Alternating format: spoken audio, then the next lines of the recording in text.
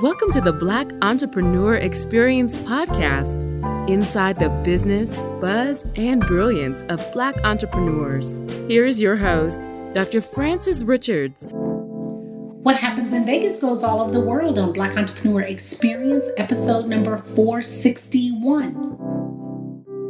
Thank you for joining us as we elevate the Black Entrepreneur Experience by interviewing CEOs, thought leaders, innovative thinkers, and Black entrepreneurs across the globe. I'm your host, Dr. Frances Richards. Are you ready to accept, love, and care for your kinky, curly tresses?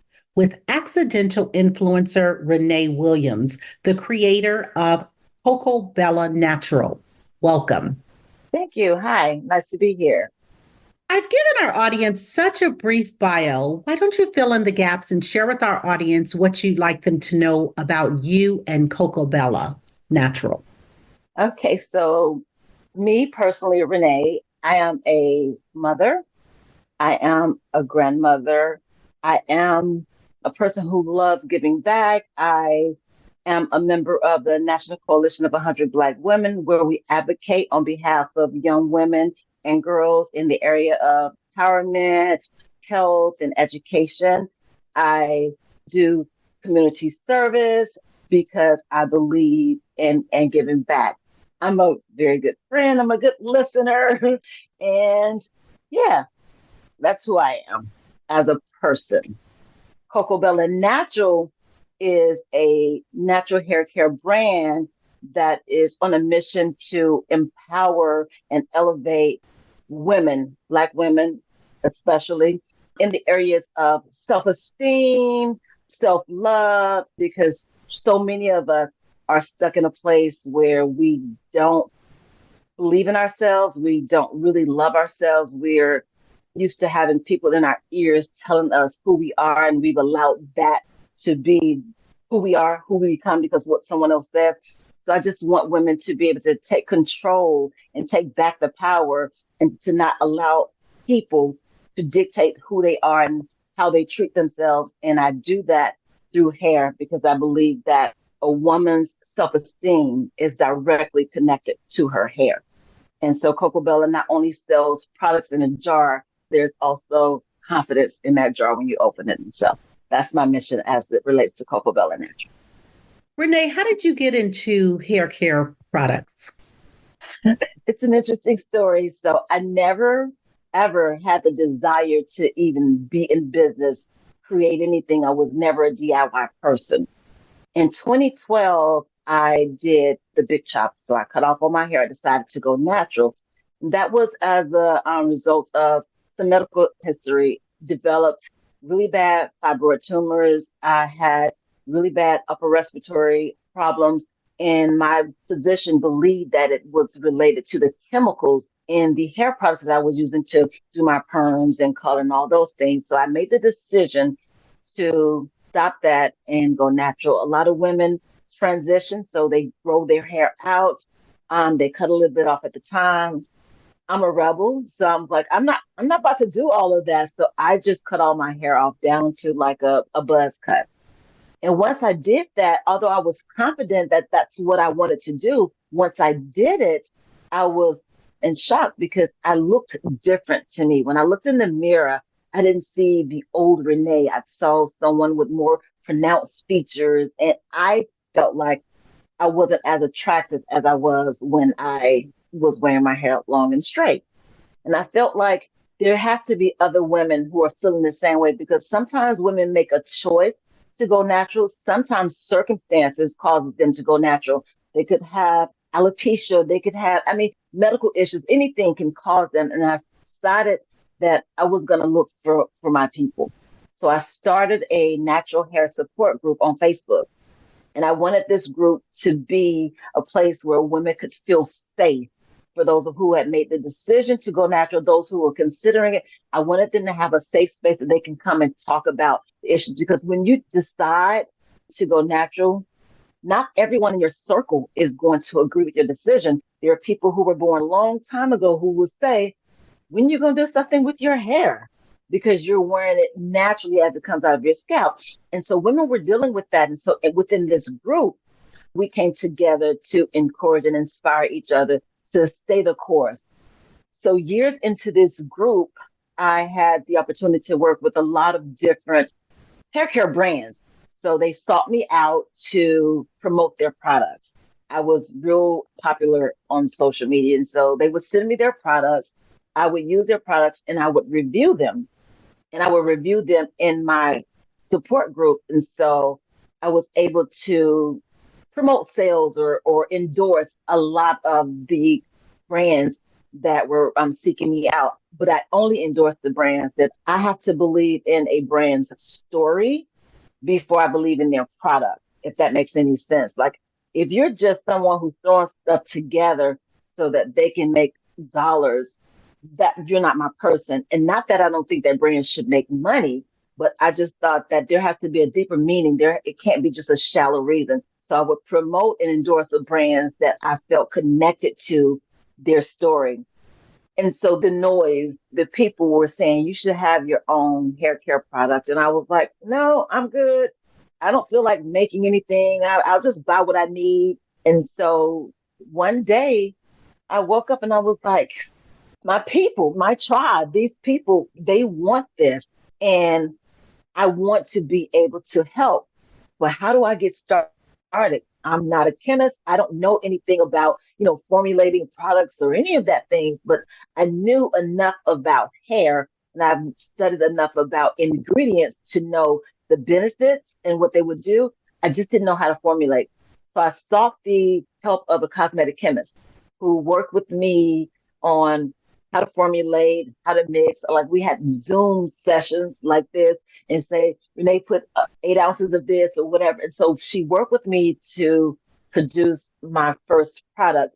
So honestly, got into business accidentally. It was never a plan to go into business. What is your background? Are you in the hair care industry? My background is finance and customer service. So all of my life, I've been in management positions, whether in finance so I didn't have a hair care background at all. But when I big chop, I was forced to learn about hair, about caring for naturally textured hair. Since a kid, I was probably like maybe 16 or 17. I was one of the ones who started later, was when I first got my first relaxer. So before then, ponytails or whatever, there was no natural hair care back then. It was like whatever happened, maybe you got a straightening comb to it. So when I went natural, I was faced with, so now what I do? Like, I don't know what to do with my hair. So I started to research and teach myself about the care of natural hair. So I did have that much skill when I went into business as it relates to textures and types and ingredients and all that stuff. But before that, I had no hair care experience at all. So tell us about the products you do offer. Right now, I have 5 products that is on my website in the final stages of launching another one. So my first product I launched was a 3-in-1 conditioner because I believe that naturally textured hair requires a certain level of moisture and hydration to thrive, such like a plant. Like you feed the plant water so that it can grow and thrive. And if you don't, that plant dries out, the leaves become brittle and they break off. That's kind of like our hair. So that was my first product because I believe that if I can get women to just get their hair hydrated, they will be on the way to learning how to care for their hair in its entirety. So because that was my message, that was my first product. I didn't have the resource to start an entire line. So I started with one product and that was my signature product and still one of my best sellers. And so then after that, I allowed for my tribe, I like to call my community, to tell me what they wanted next. So next they was like, now we need a twist cream. So, okay, when I developed the twist cream, it's like, now we need a shampoo. So then the shampoo came next and they started talking about gel. So the gel came next and then they wanted the oil. And so I allowed my community to tell me what they wanted from me next. And I gave them what they asked. So when you talk about twist cream, there's a lot of products on the market. And some of the products, when you use the creams for hydration, some of the creams cause flaky. It becomes almost like dandruff is on your clothes. Can you talk about that? I can. So the thing about flakes and dandruffy-like stuff, it has everything to do with the ingredients in the products and also the state of your hair. So if you buy a product, like if you haven't been caring for your hair on a consistent basis and you go to the store and you pick a product off the shelf that says twist cream and it's hydrating and all that stuff, and you put it on your hair, but you haven't cared for your hair, that twist cream is not magic. It's not just going to automatically just transform your hair. So most of the time when you use any type product for styling, whether it's a twist cream or gel, it comes down to the ratio of water and the product. If you're trying to use twist cream on hair that is underhydrated, dehydrated, and you put it on like semi-dry hair, there's no moisture for it to absorb into the hair. So it's going to create those flakes. So it's not always the products. Sometimes it is the ingredients in the products, but it's also the moisture and product ratio, if that makes sense. It does. It does. And Renae, are your products good for or can be used on gray hair? Completely. Absolutely. Absolutely. My goal was to be an all-inclusive brand. I didn't want anyone to feel left out. So my products can be used on children and adults. It can be used on straight hair and curly hair. It can be used on naturally colored hair. It can be used on gray hair. It can be used on hair that women have that have colored. The thing with gray hair specifically is that when it starts to gray, this means that the pigment is leaving the hair. And so it does become, it to the feel, it feels different than it did when it was all black. And so it's like a rougher course, but that just means that it needs more hydration. And so all of my products are developed to meet that need, to solve that problem. My hair is underhydrated, it's dry, and it's breaking. And so every product that I have developed has a level of hydration once you layer it. And so, yes, gray hair, colored hair, children, I use it on my grandson. What is something that we as consumers, we don't know about the hair industry that we should know?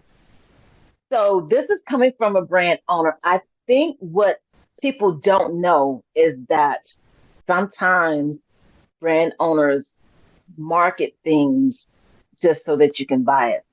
Say, for instance, this product is for 4C hair only, or this product is specifically for gray, or specifically, those are marketing ploys. Like, there's nothing that says that if I am 4A, which, first of all, let me clear this up. I am not a person who believes or in the letter and number hair typing chart at all. I think it's rubbish. Rubbish. Where did I even get that word rubbish? I don't think it's beneficial to be categorizing people by 4A, 4B. That's to be said.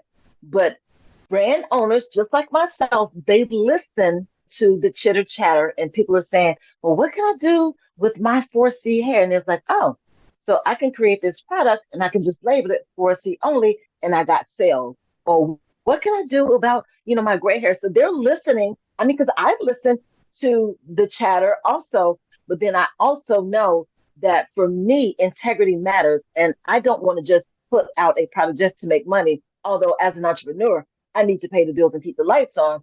But again, what I put out, I want it to be real. I want it to be effective. I want people to be able to trust me that I'm not just trying to get their dollars and I'm tricking them. And so a lot of times the marketing ploy is like, this is for this, don't use it for this. And it's not always true. Advice you wish you had followed. Advice I wish I had followed. Well, I would have started early. But even with that being said, I would have started earlier than I did. But with that being said, it wasn't my time. So I do believe that everything happens for a reason. And I do believe that in his time, it happens. Even though I have been being pushed to do something, I wasn't ready. Natural hair care products was not my first entrepreneur endeavor. I started with t-shirts with words of affirmations because my passion is encouraging and inspiring women to learn again to love themselves, like I said in the beginning. And so I would have these phrases like, "You're a beauty with beast tendencies," meaning that you can be womanly and soft, but you can also be powerful. And I would have those phrases like, so I have one that says, "Be beautiful like you." Because so often women compare themselves to other women, and that becomes their standard of beauty. And my goal is you don't have to be beautiful like her. You can just be beautiful like you. And so it started with those phrases, and someone said, "You should put those on a t shirt." And I was like, "Okay, I think I will." So that was my first entrepreneur endeavor, was that t-shirts with affirmations, because I do this thing on Facebook, on social media. I call it the thought of the day. So I might wake up one morning and think about, I don't know, forgiveness. And I'll write a post based on what that thought was, what forgiveness means to me or whatever. And so many people were like, "Oh my God, I read your thought of the day and it was so helpful." I felt like he was speaking directly to me. So that became my thing. It evolved into the hair because, again, I said it before, I believe that so many of the things that we decide to do relates to the state of our hair. And so the hair and the words of affirmation came together as one, if that makes sense. It does. Where can someone purchase your products? So I am online, I'm e-commerce, and our website is CocoBellaNatural.com. I'll spell that. It's CocoBellanatural.com. CocoBellaNatural.com. And so that's the only place they can get it, is on the website, is online? Yeah, we're not in retail stores yet, but yes, online. And I've shipped to every state in the U.S., and I've shipped to several countries also. Talk about naming your business CocoBella Natural. How did you come up with that name? So actually, this is a funny story, but it's true. So years ago, I dated a guy, and he used to call me his chocolate beauty. And so when I started to think of names for my business, I was like, using chocolate beauty just sounds too vain. I can't call myself chocolate beauty. That's really vain. And people are gonna say, "Who does she think she is?" And so I just was trying all different kinds of names and combinations or whatever. And then one day I woke up and I was like, Coco, chocolate, Coco. That made sense. Bella. Bella usually means beautiful. And I was like, there it is. CocoBella. CocoBella was, chocolate beauty. And the natural is because I'm natural. And so that is how the name came about. So does this guy know that he was instrumental in the naming of the business? He does now. He didn't know for a lot of years, but he knows now. Tell us what you are most grateful for, Renae. Ooh, my list of gratefulness is long, but most grateful currently, I would say just the ability to be here, to be able to spend time with my daughter and my grandson, and to be able to make an impact on the lives of other people. They say sometimes you should toot your own horn and sometimes that you shouldn't, but it makes me feel amazing when I get feedback from people that says that something that I did, something that I said has made an impact on them, because most times, people don't tell you when you've affected them in a positive way. They're quick to say, "You make me sick," or "How you made me feel bad," or whatever. And so the fact that I feel like I've always meant to be here in this position in a way that I can impact the lives of other people, and that I'm here to be able to see it and have people say to me that for me, what was always in the back of my mind that I could do or should do is actually being manifested. So I'm really grateful for that. You've been in business well over a decade, and I'm sure you've made impact with many women and their tresses. Is there one or a story that really stands out that you would like to share around your brand? Sure. So within the group, and just as a correction, I'm sorry, Dr. Francis, my business, CocoBella Natural, has been that's for 4 years. Now I've been natural since for over 10 years. So, but the business itself. The thing about this is that in my natural hair group, the space that I created for women to feel comfortable, I have managed to be able to reach several people. There was one particular person that came to the group who her mother was from another generation, obviously, and made her feel horrible about her hair. Her hair was unprofessional, her hair was unkempt, and she would say the things like, when are you going to do something with your hair? Or just because you're natural, don't mean you don't have to do something with your hair. And her self-esteem was so low that she was in my inbox saying, I can't do this anymore. Like, I just can't. I'm struggling because a lot of times, to point back to what I said, that women have the tendency to compare themselves to other women, whether it be their looks, their height, their weight, their hair, whatever. We look at someone else and say, I think she's pretty. I wish that was me. And so she was going through this, but it was coming from the insecurity and the criticism and the judgment was coming from the person that should just love her because she's her mom. And so I spent, I don't know how much time, talking with her and encouraging her. And she kind of went silent for a while. And I would reach out through inbox and say, hey, just checking on you. I want to make sure you're okay or whatever. And I didn't get any response. But then one day she came into the group and she posted a picture and you could just see confidence in her face. She had decided to silence the background noise of her mom telling her that she wasn't pretty, her hair was nappy, she should, get a perm or whatever. And she came in and she made this post and she talked about how it took her a while, but she was finally in a position where she was accepting who she was and she loved her natural hair. And it just hit me like right here. It just hit me because all the talking, all the encouraging I was doing, even though I had said, whatever your decision, I'll support you because that's who I am as a woman. I'm going to support you. I'm not going to dictate to you what you should do, but I want to give you some other things to think about.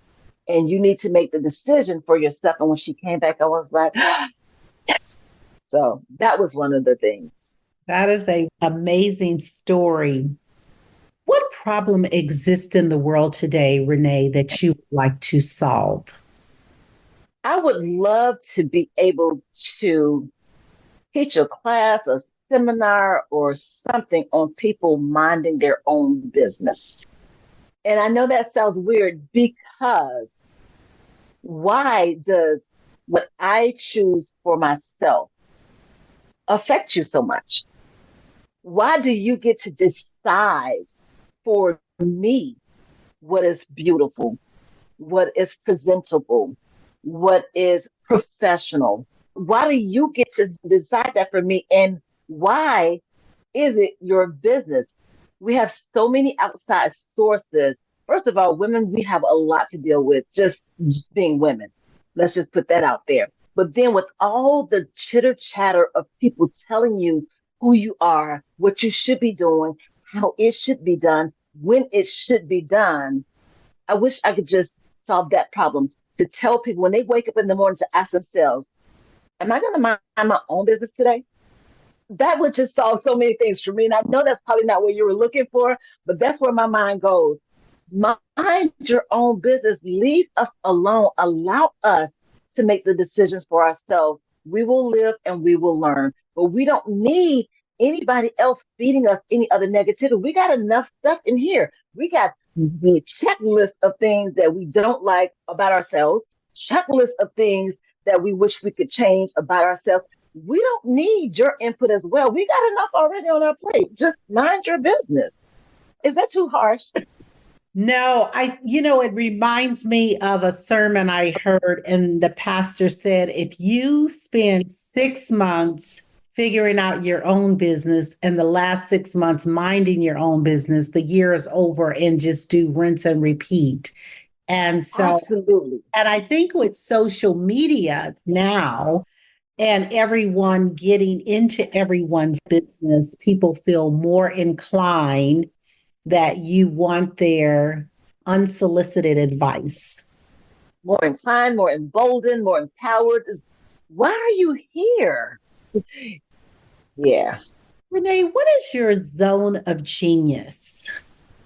Mm, I like that term, zone of genius. So that sounds like a phrase that I use when people say, how smart are you? And I'll correct them and say, I don't think you should say, how smart are you? I think you should say, how are you smart?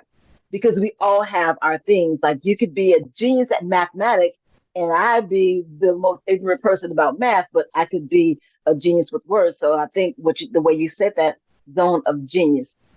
So I think after all these years, I've learned that my purpose and the things that I do very, very well without trying is I'm a very empathetic person. Like I literally feel things that people go through. And I think that my purpose is to encourage you through it, to love you past it. And I do that without effort. Even when I don't think that I am, that is something that I've been told that it just comes naturally, if that makes sense. I care about people, women especially. And there's a story behind that. If you want to hear that, I'll tell you that story. But I care about women especially because a long time ago, a woman cared about me, my mom, and my siblings. So that's my niche, whether I'm trying or not, whether I'm trying or not. Like people that don't know me, like my words mean something. It takes them to a place. They say that it's healing. And so if that was anything that I would say it was that. And tell us the backstory. So as a kid, my mother was married to my stepfather who was abusive. And they fought all the time. Like, on a Friday evening, he got off work, he went to the bar, he came home, and there was a fight. There was this one time, and as kids, we saw that. We saw that. We witnessed it. We sat on the couch and we witnessed them as, 4 years and 5 years not being able to do anything. Well, there was this one particular night he came home, and I guess my mom had decided that she had had enough. And she had four small children. So he came home, they fought, and he fell asleep. Once he fell asleep, she got us kids up in the middle of the night. And we lived in a rural area. So there was no public transportation or any of that thing. I'm a senior citizen, so this was a long time ago. But she got us up in the middle of the night. My brother she still had to carry him in her arms. And we went running.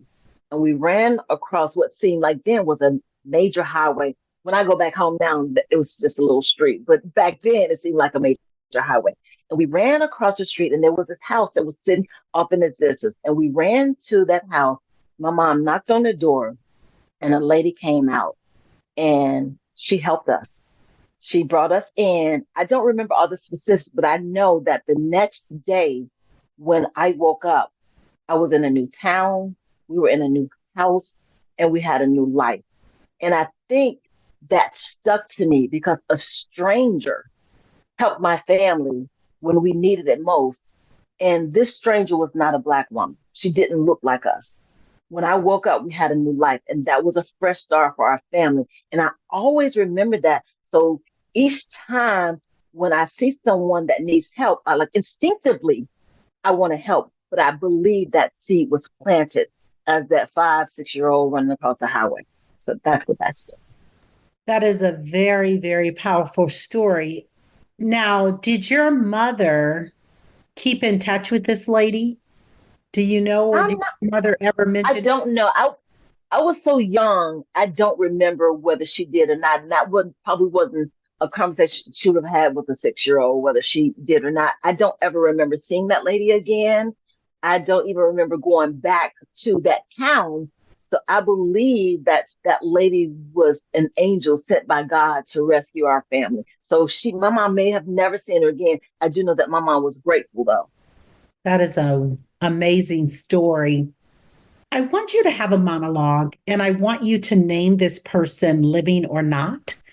This person has inspired you so much, Renae. Who is that person and what are you saying to that person? Ooh. So the person would be my mom. And she inspired me. I know now, like when you're a child or a teenager and you and your mom are going to bash, y'all don't agree on anything else. She says yes, you say no. She says up, you say down. That was a relationship between my mother and I. And until I was older, my mom taught me without literally saying, here, come here, let me teach you this. She taught me strength. And I'm so grateful for that. She taught me that I can do whatever I want to do. Even when, as a kid, all I wanted to be was a mom. When she asked, what do you want to be when you grow up? I want to be a mom. And she said, you do realize that you can be a mom and you can be something else too. So she taught me that I'm multifaceted, that I'm talented. And she believed in me and she showed me that there's literally nothing that I can't do once I put my mind to it. She had those conversations that I overheard with her friends that says, if anybody's going to do anything with their life, it's going to be Renae. And she said those things when she didn't think that I was in earshot. So she taught me strength, she taught me resilience, and she taught me that I could literally do what I want, that there were no limits. The only limits were the ones that I placed on myself. And so I'm so grateful for that. And I've lost my mom in 2018. And now that she's gone, there's just so many things. I could hear her voice. I can see her face. When I look in the mirror, I see her looking back. When the words come out of my mouth, I hear my mom. But there's so many things that she has said. You know, she taught me about friendships. She taught me about relationships. She taught me about self-esteem. She taught me so many things that at the time I didn't know were lessons. I didn't know I was learning, but I do now. So yeah, I would just say to my mom, thank you for even the times where we had disagreements, even the times that you felt that I disappointed you, even the times when I did the exact opposite of what you told me to do. Apparently, I was listening and I didn't even know that I was listening. So thank you. And so sorry for the loss of your mom. Thank you. Let's talk about legacy. When it's all said and done, how do you want to be remembered, Renae? So as a person, I want to be remembered as a person who was selfless, caring, and willing to help anyone. Not because it means that, I get some accolades because that's who I am. So I'd like to be remembered for being exactly who I am, exactly how God created me, and doing exactly what He planned for me to do.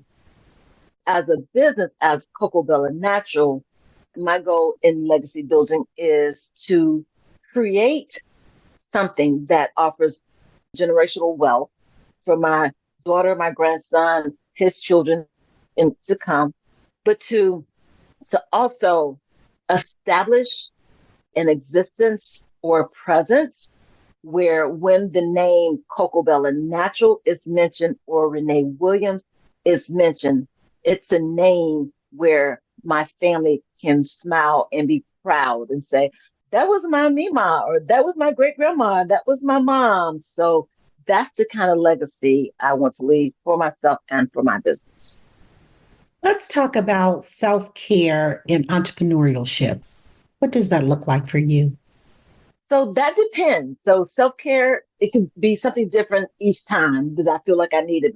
My mind lets me know, my body lets me know, pump your brakes, you need to get yourself together. So it could be something as simple as, you know what, today I'm not logging into social media.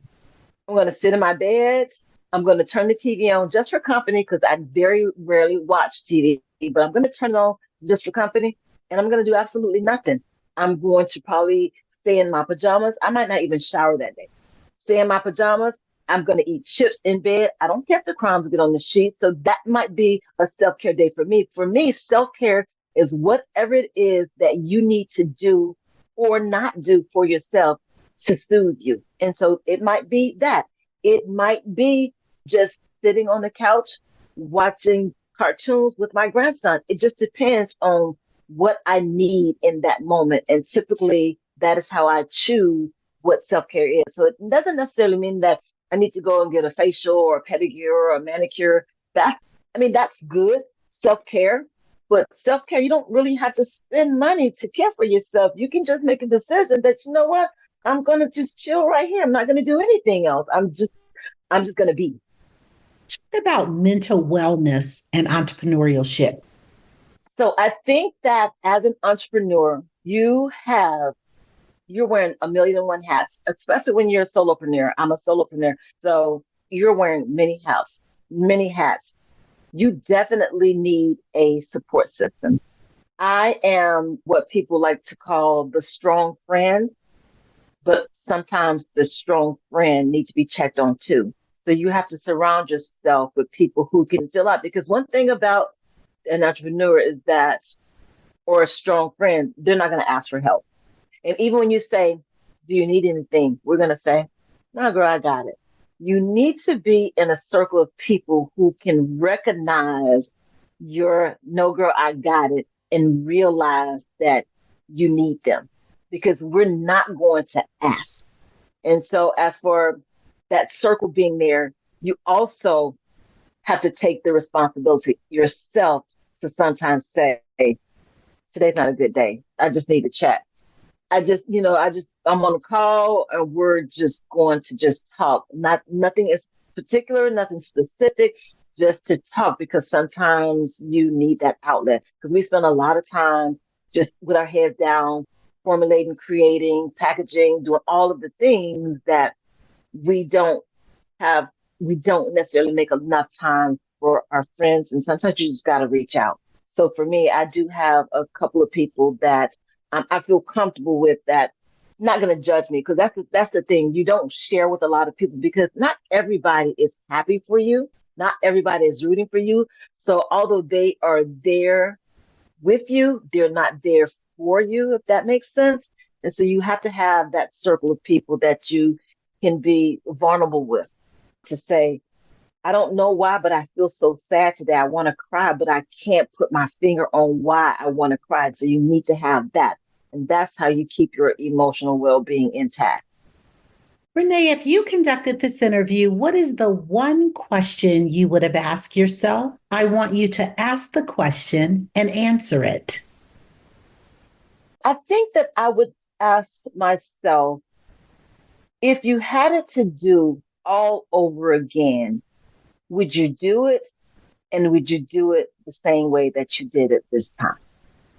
And that answer would be yes, because I alluded to earlier, I believe that everything happens for a reason. I think everything happens when it's supposed to happen. I think that 15 years ago, was if someone would have said, you should go natural, wear your hair curly and create a product line. And I would have been like, no, that's not who I am. I always thought I was going to be in corporate world. I thought that's exactly what I was going to be in the corporate world. I was going to be managing people, handling finances, doing customer service. I thought that was it for me. And I was going to retire from there.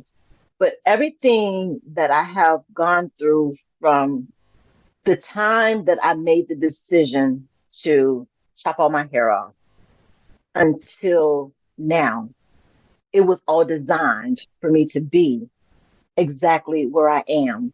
And had I tried to do it before or differently, I don't think the result would be the same. So that's what I would say to myself. You did it the way it was supposed to be done, and nope, wouldn't change a thing. We've come to the part of our interview. It's called Rapid Round of Fun.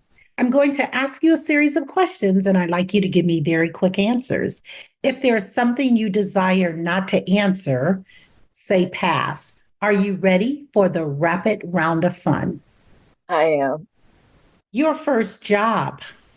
Was a cashier at Wendy's. Your favorite color. Navy blue, but if you're speaking of brand colors, then hot pink. Your favorite holiday. Thanksgiving. Your ideal car. Ooh, not into cars. I would say a Lexus. I don't know the models and makes or whatever, but navy blue Lexus. The last movie you saw? That movie with Denzel Washington, the last one, what is it called? It's the number three. I can't remember the name of it, but it's a three movie where he was a bad guy, but not Training Day. You relax doing what? Absolutely nothing. Your favorite singer or rapper? Favorite singer, Mary J. Blige. Favorite rapper, the late DMX. Your favorite dance song? Fine, fine, fine. Also by Mary J. Blige. I'm feeling fine, fine. That one. What food you eat every week, no matter what? Seafood, shrimp, fish, crab, seafood. Work out or hit the couch? A little bit of both. When I work out, walking, but mostly the couch. Renae Williams, thank you so much for joining us on Black Entrepreneur Experience Podcast. Before we let you go, share with our audience the best way for them to connect with you and to do business with you. And feel free to leave all your social media handles.